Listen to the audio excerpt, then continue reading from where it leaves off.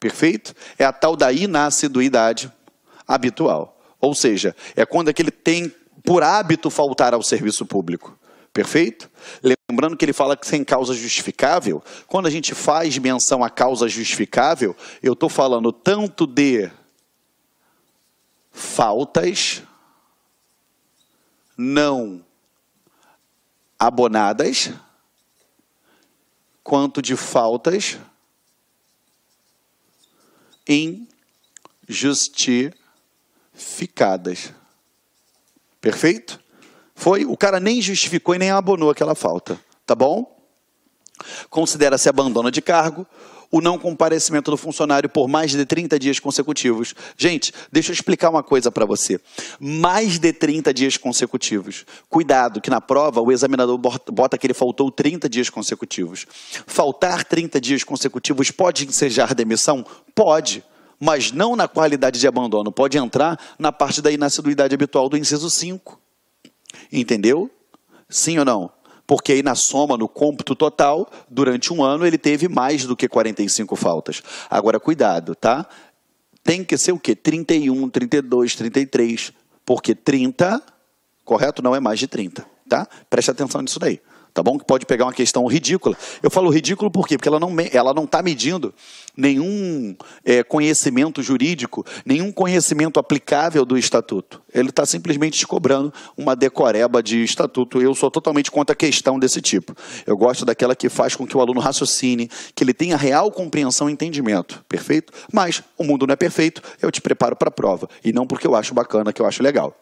Vamos lá. Parágrafo 2º. A pena de demissão por ineficiência no serviço só será aplicada quando verificada a impossibilidade de readaptação.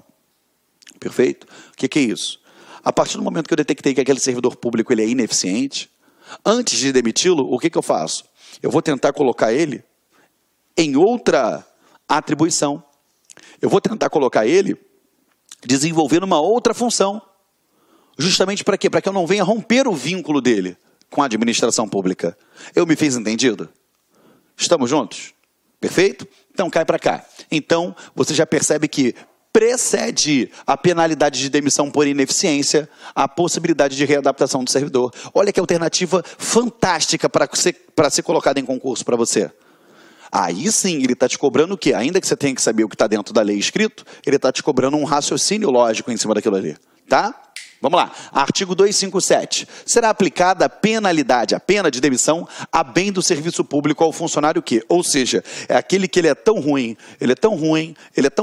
que a administração, além de demiti-lo, ela coloca, ó, isso daqui foi para o bem do serviço público, ok? E isso pode implicar em algumas situações. Se você pegar alguns editais de concurso público aí, seja do estado de São Paulo ou pelo Brasil afora, você vai perceber que alguns editais, eles vedam o ingresso de pessoas em um concurso público que já foram demitidas com a expressão a bem do serviço público. Ok? Vamos lá, olha só. Será aplicada a pena de demissão a bem do serviço público funcionário que, 1.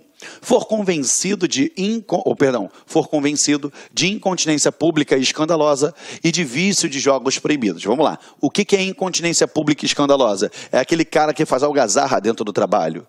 Entendeu? É aquele que vai fazer aquela manifestação dentro do trabalho. E vício de jogos proibidos. O cara é viciado em máquina caça-níquel, ele é viciado em, em bingo. Não pode, isso é proibido. Tá? Em jogo do bicho, tá bom? Ou então apostar em corrida de cavalo fora do local determinado para aquilo, entendeu? Rinha de galo, enfim. Praticar ato definido como crime contra a administração pública, a fé pública, a fazenda estadual ou previsto nas leis relativas à segurança e defesa nacional. Vamos lá. Se você analisar o próprio Código Penal, ele tem lá os tópicos do crime contra a administração pública, 2 crimes contra a fé pública, perfeito? Então, aqui, ó, vou botar aqui assim, ó, vide Código Penal. Justamente para que você tenha o quê? Um entendimento, uma amplitude maior aí relacionado a isso, tá? Estamos juntos? Então, se ele praticou qualquer uma daquelas condutas, o que vai acontecer? Ele vai ser responsabilizado pelo crime, ele vai ser responsabilizado com a penalidade de demissão, ok? Vamos lá. Revelar segredos de que tenha conhecimento em razão do cargo, desde que o faça dolosamente e com prejuízo para o Estado ou particulares. Eu quero que você fique atento para essa conduta, dolosamente. Por quê? Porque se ele revelar aquele segredo de forma culposa, ele vai ter, e teve prejuízo para o Estado, ele tem que indenizar o Estado, ele responde administrativamente, mas eu não falo em demissão desse servidor. Ok? Então ele diz aqui, ó, aquele que revelou, desde que o faça dolosamente, ou seja, a vontade, o ânimos daquele agente que praticou aquela conduta de revelar um segredo relacionado à sua função, que tenha conhecimento em razão do seu cargo, o dolo dele foi de revelar aquele segredo. E ainda assim, não basta que exista a conduta dolosa e a ausência de prejuízo do Estado. Eu tenho que ter a conjugação desses dois verbos. Ou seja, eu tenho que ter uma conduta dolosa e eu tenho que ter o prejuízo para o Estado. Não basta que eu tenha o dolo sem prejuízo, não basta que eu tenha o prejuízo e exista a culpa no lugar do dolo. Eu tenho que ter os dois, o dolo e o prejuízo. Fiquem atentos com relação a isso daí, tá bom? Praticar insubordinação grave. O que seria essa insubordinação? É aquele cara que é insubordinado, ele não admite aquela relação hierárquica existente dentro da administração pública, correto? Ele não admite esse comando dos seus superiores. Então isso é uma insubordinação praticada por ele. Agora, grave, a gente sabe que tem natureza subjetiva e isso vai depender de cada caso, tá? Vai ser avaliado dentro de um processo administrativo disciplinar e vai ser assegurado contraditória e ampla defesa, perfeito? Justamente por quê? Para poder ele tentar ou desconstituir a natureza gravídica daquela situação ou simplesmente tentar alegar que não houve insubordinação, tá? 5. Praticar em serviço ofensas físicas contra funcionários ou particulares, salvo em legítima defesa. Então, se ele agredir fisicamente, é igual o Big Brother. Você pode discutir, você pode reclamar, você pode falar o que você quiser. Se bateu no coleguinha, tá fora. Se agrediu, tá fora. Ok? É igual isso aqui. Eu não posso. Agora é óbvio, salvo em legítima defesa, seja minha ou de outra, e de terceiros. Por exemplo, você está na administração pública e você percebe que uma pessoa está agredindo um outro servidor, ou que um servidor agride o outro servidor, e você, com a força necessária, intervém ao ponto de ter que agredir alguma das partes envolvidas para poder fazer cessar aquela situação e preservar o quê? Você legitimamente defender o interesse de terceiros. Pô, perfeito? Entendeu aqui como funciona? Ou então, você está lá dentro da sua função, você comete algum ato que desagrada, seja um particular ou algum colega de trabalho, e ele vem agredir você. O que você faz? Você agride ele na medida necessária para poder fazer cessar aquele mal injusto, correto? Que estava vindo a sofrer. Então, em legítima defesa, tranquilo. Agora, simplesmente agredir, a gente sabe que isso não pode, tá bom? Lesar o patrimônio ou os cofres públicos. Lembrando que cabe ação de ressarcimento nesse caso, tá bom? Receber ou solicitar propinas, comissões, presentes ou vantagens de qualquer espécie, diretamente ou por intermédio de outrem, ainda que fora de suas funções ou em razão delas. A gente percebe que isso daqui nitidamente, ele receber ou solicitar. Isso está lá dentro do tópico do Código Penal que fala a respeito da corrupção passiva, perfeito? Então aqui, ele cometeu corrupção passiva? Cometeu. Ele responde criminalmente por isso? Sim. Correto? Nota que aqui a gente está falando solicitar ou receber. Se ele tivesse exigido, aí seria concussão e não a corrupção passiva. Perfeito? Fiquem sempre atentos aos verbos utilizados, tá? É lógico que para cá está escrito isso daqui. Beleza? É só isso daqui. Tá? Só que sua prova ela não fica residindo tão somente em cima da minha matéria. Você tem várias outras matérias. Então é bacana você identificar aquilo que você aprendeu com outros professores dentro da minha matéria, que aí você consegue tornar ela mais usual, perfeita, e acaba lembrando na hora da prova. Pedir por empréstimo, dinheiro ou quaisquer valores a pessoas que tratem de interesse ou tenham na repartição ou estejam sujeitos à fiscalização. Ou seja, pegou dinheiro emprestado com alguém que é sujeito à fiscalização da administração pública. Não rola, né? Exercer advocacia administrativa. Aquilo que eu falei com você lá atrás, aquele cara que vai pleitear direito de terceiros em nome próprio, beleza? Apresentar com dolo declaração falsa em matéria de salário e família, sem prejuízo da responsabilidade civil e do procedimento criminal que couber no caso, tá? Então, praticar ato definido como crime hediondo, tortura, tráfico, ilícito de entorpecentes, drogas e afins e o terrorismo, correto? Para você lembrar, é só você botar assim, ó, 3TH.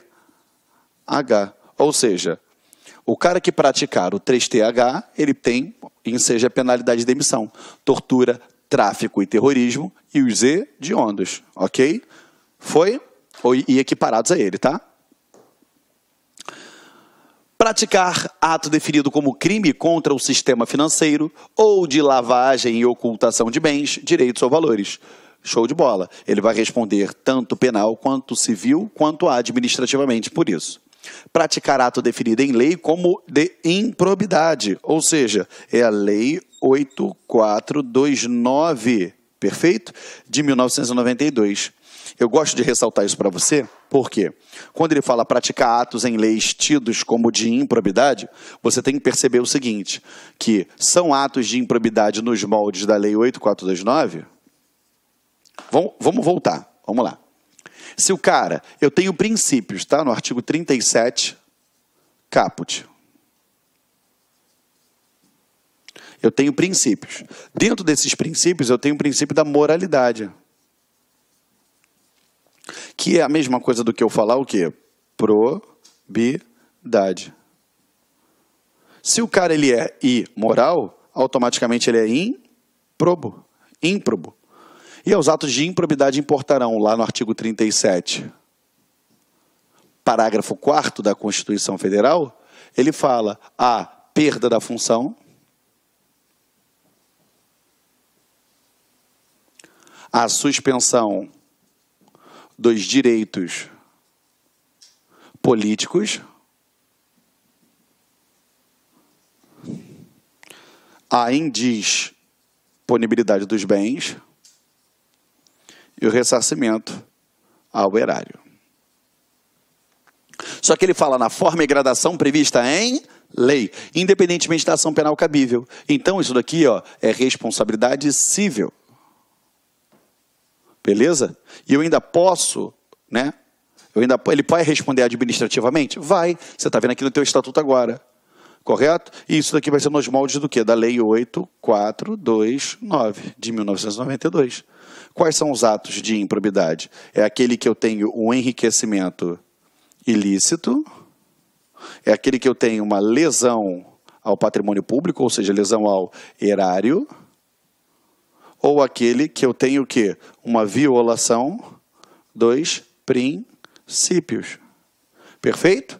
E aí, que ele fala na forma e gradação em lei, é isso daí. Agora, tu já sabe que se ele feriu, enriqueceu ilicitamente, lesionou o erário ou violou qualquer princípio que rege a administração pública, automaticamente ele já vai ter o quê? A perda da função pública, já tem a suspensão dos seus direitos políticos. E fora o que a lei vai implicar para ele, se ele vai ter multa civil, como se dará essa suspensão dos direitos políticos, perfeito? A proibição de contratar com a administração pública, ou de receber benefícios creditícios ou fiscais por um determinado lapso temporal. Ok? Quem vai determinar isso é a Lei 8429, tá? E é o que ele fala aí na forma da Lei 8429, tá? Copie isso daí, que eu vou beber água aqui enquanto isso.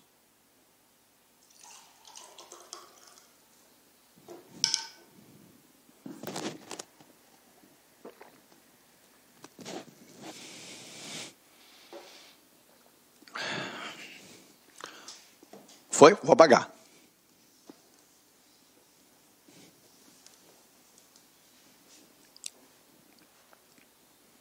Vamos lá.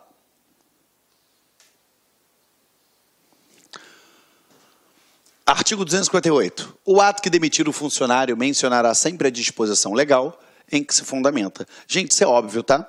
Toda vez que o servidor for demitido, vai ser mencionado qual é o ato que fundamenta legalmente a sua demissão, justamente para que ele possa vir a exercer o contraditório e a ampla defesa. Tá bom? Aqui, ó, vem comigo. Será aplicada a pena de cassação de aposentadoria ou disponibilidade se ficar provado que o inativo praticou quando em atividade falta grave para o qual é combinada nessa lei a pena de demissão ou demissão a bem de serviço público. Foi aquilo que eu falei para você. Em qualquer momento que ele cometer algum ato tipificado como demissão e ele tiver em disponibilidade ou tiver aposentado, o que vai acontecer? Ou ainda na atividade, né? Ele praticou algum ato, eu não vou demitir o aposentado nem o disponível. Eu faço o quê? Eu casso a disponibilidade ou a aposentadoria.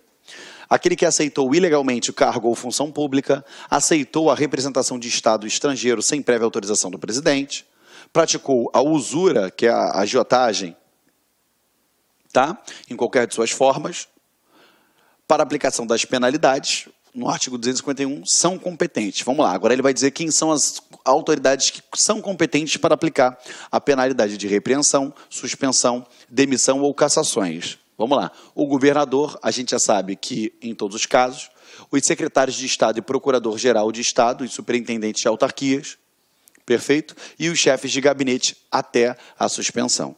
Estamos juntos? Foi? Então, o chefe de gabinete ele pode suspender, ele pode aplicar a repreensão e a suspensão. Agora, quando se tratar do restante, a gente tem as autoridades lá em cima, tá?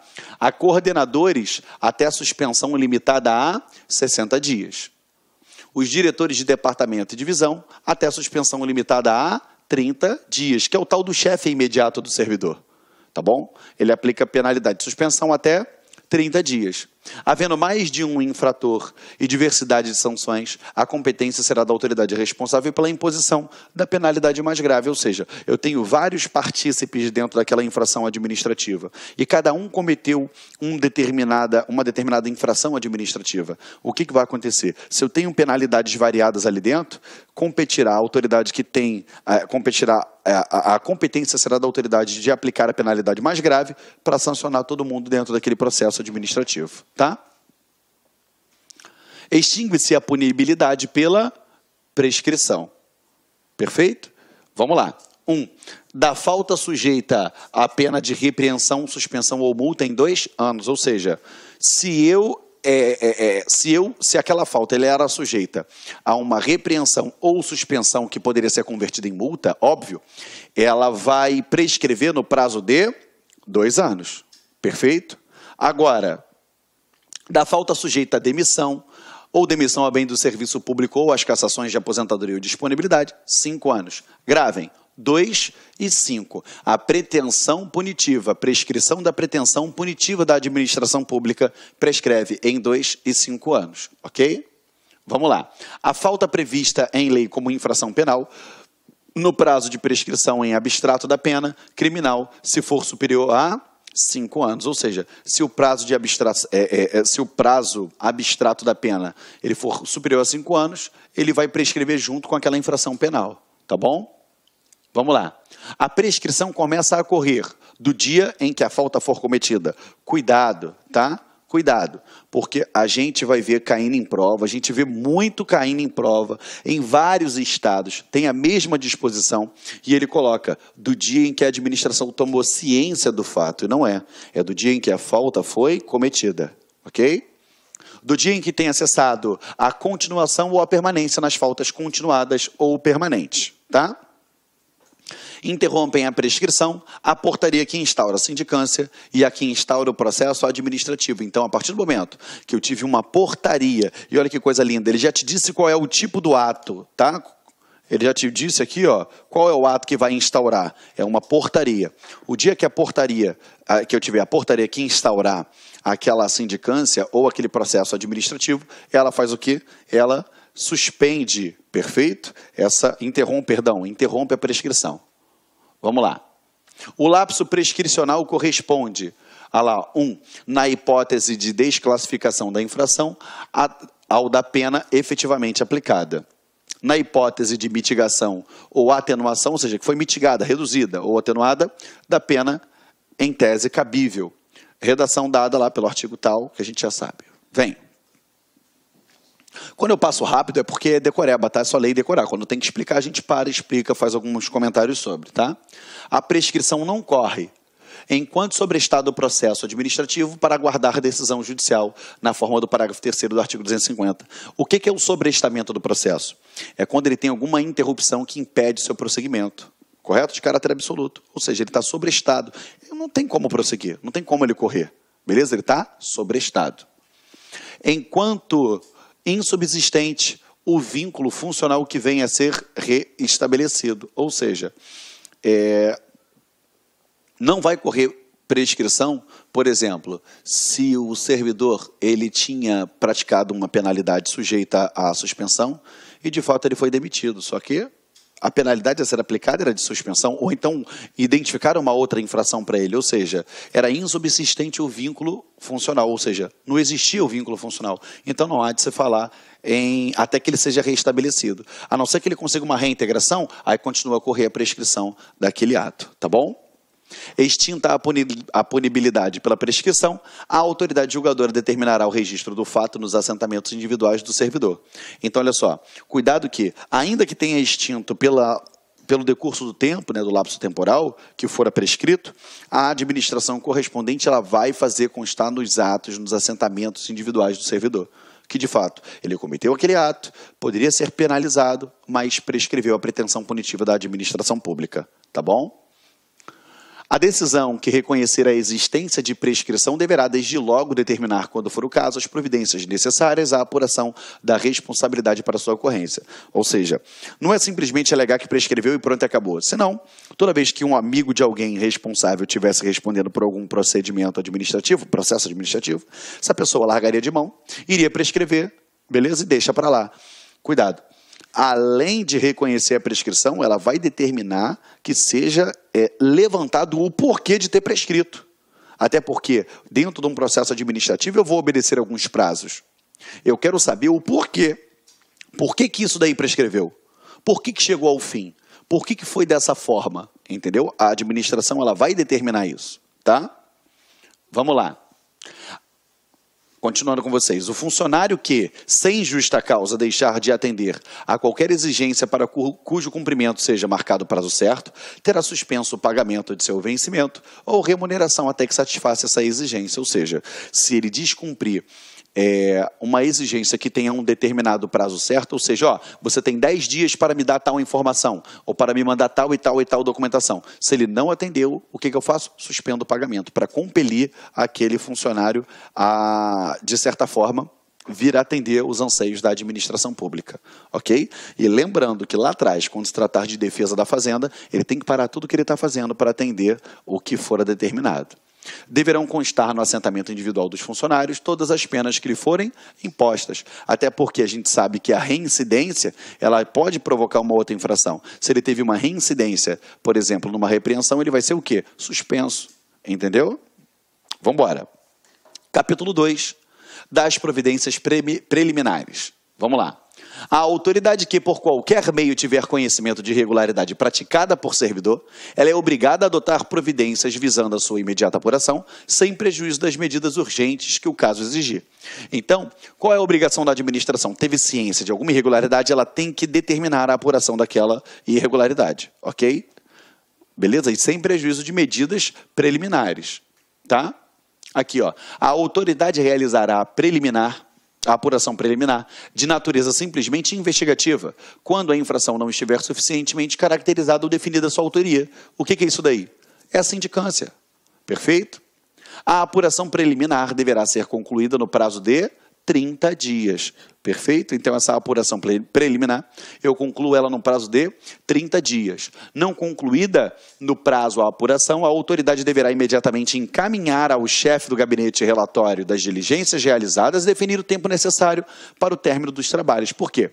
Embora tenha esse prazo estipulado de 30 dias, existem alguns casos que demandam um tempo maior nessa averiguação preliminar. Perfeito? Aí o que ele faz? Ele vai lá, relata tudo aquilo que já aconteceu e tudo que está em curso, beleza? Para que seja adotado o tempo necessário para poder levantar os pressupostos suficientes para poder, o quê? Que eu venha caracterizar a autoria para poder eu conseguir apurar isso daí através de um procedimento disciplinar. Perfeito? Vamos lá. Ao concluir a apuração preliminar, a autoridade deverá opinar fundamentadamente pelo arquivamento ou pela instauração de sindicância ou de processo administrativo. Então, olha só, ela tem que fundamentar se instaura uma sindicância, um PAD ou seu arquivo, mas tem que ser fundamentadamente, ou alegando aonde exclui a responsabilidade ou onde de fato, ou pelo que responde o servidor, tá bom? Determinada a instauração de sindicância ou processo administrativo, No seu curso, havendo conveniência para a instrução ou para o serviço, poderá o chefe de gabinete, por despacho fundamentado, ordenar as seguintes providências. Então, vamos lá. Se for necessário, conveniente para aquela instrução ou por conta do serviço, o que ele pode determinar? É a tal da suspensão preventiva, ou seja, o afastamento preventivo. Olha só, afastamento preventivo do servidor quando o recomendar a moralidade administrativa ou a apuração do fato sem prejuízo de seus vencimentos ou vantagens até 180 dias, prorrogável uma única vez por igual período. Olha só, o que você tem que gravar na tua cabeça? A suspensão na qual ele é afastado e a penalidade que foi transitada em julgado é até 90 dias, sem nada. O afastamento preventivo ele pode ter até 180 e eu prorrogo uma única vez por igual período. Então, se ele botou 30 dias, prorrogo só por mais 30 dias, entendeu? Ele tem até 180, prorrogável por uma única vez por igual período. Lembrando a você o seguinte, que durante esse afastamento preventivo, o servidor não vai ter nenhum prejuízo da sua remuneração ou vencimentos, ok? Que ele deixa claro, sem prejuízo de vencimentos ou as suas vantagens, ok? Designação do servidor acusado para o exercício de atividade exclusivamente burocrática até a decisão final do procedimento. Suponhamos que um policial militar ele tenha praticado um determinado fato que vai ser apurado e o que eu faço? Eu tiro ele de patrulhar a rua e boto ele num serviço administrativo burocrático até que seja apurado aquela infração disciplinar. Perfeito? Estamos juntos? Vamos lá. Recolhimento da carteira funcional, distintivo, armas e algemas. Ou seja, eu vou recolher tudo relacionado a ele, tá? Isso daí é um quê? Disciplinar, é preliminar. Proibição do porte de armas. Comparecimento obrigatório em periodicidade a ser estabelecida para tomar ciência dos atos do procedimento. Ou seja, ó, de 15 em 15 dias você vem para cá para tomar ciência dos atos relacionados ao seu procedimento, tá bom? A autoridade que determinar a instauração ou presidir sindicância ou processo administrativo poderá representar o chefe do gabinete para propor a aplicação das medidas previstas desse artigo, bem como a sua cessação ou a possível alteração. Perfeito? O chefe de gabinete poderá, a qualquer momento, por despacho fundamentado, fazer cessar ou alterar as medidas previstas nesse artigo. Então, olha só, o que ele faz? Primeiro, ele pode fazer o seguinte, olha, eu vou determinar que ele trabalhe burocraticamente. Olha, não está dando certo, ele ainda está influindo, isso daí está ferindo a corporação como um todo, está atrapalhando. O que faz? Então vou colocar ele em casa por 180 dias. Entendeu? Olha, ele ainda está interferindo nos... Beleza, recolhe distintivo, recolhe arma, recolhe tudo dele. Entendeu? Então ele pode fazer isso através do quê? Que é o chefe do gabinete. A qualquer momento, através de despacho fundamentado, pode fazer isso. Tá bom? 267. O período de afastamento preventivo computa-se como de efetivo exercício, não sendo descontado a pena de suspensão eventualmente aplicada. Ou seja, ainda que ele venha a ser suspenso lá na frente, eu não desconto daquele período a pena que ele recebeu. Perfeito, galera? Show de bola? Perfeito? Então, olha só, nosso horário estourou, a gente encerra por aqui e na próxima aula a gente dá continuidade ao nosso estudo, ok? Agradeço a sua presença mais uma vez e acredite, a sua aprovação ela está mais perto do que você imagina, tá bom? Tudo de bom para você. Até a próxima aula. Tchau, tchau.